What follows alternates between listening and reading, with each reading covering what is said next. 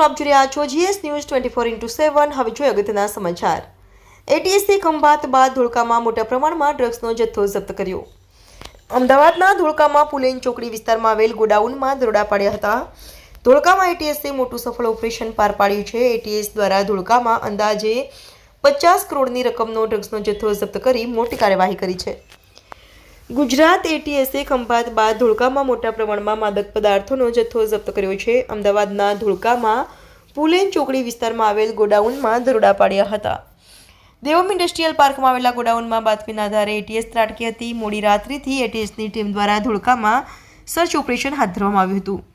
ગોડાઉનમાં મોટી માત્રામાં નશીલી દવાનો જથ્થો જપ્ત કરવામાં આવ્યો છે. અગાઉ આણંદ જિલ્લાના ખંભાતમાં સોખડા જીઆઈડીસી વિસ્તારમાં ગ્રીન લાઈફ ઇન્ડસ્ટ્રીઝ કંપનીમાં એટીએસના દરોડા પડ્યા હતા. માહિતી મુજબ કંપની ગેરકાયદેસર ડ્રગ બનાવતી હોવાની બાતમીના આધારે એટીએસે દરોડા પાડ્યા હતા. એટીએસે સતત 18 કલાક સુધી સર્ચ ઓપરેશન ચલાવ્યું હતું, જેમાં અલ્પ્રાઝોલમ નામની દવાઓ ઝડપાઈ હતી તેમજ એક મહિલા સહિત 5 શખ્સોની ધરપકડ કરવામાં આવી હતી.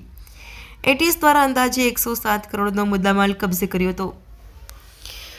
તંત્રી અહેવાલ Mahendrasinh Dabhi, GS news 24x7 Dholka.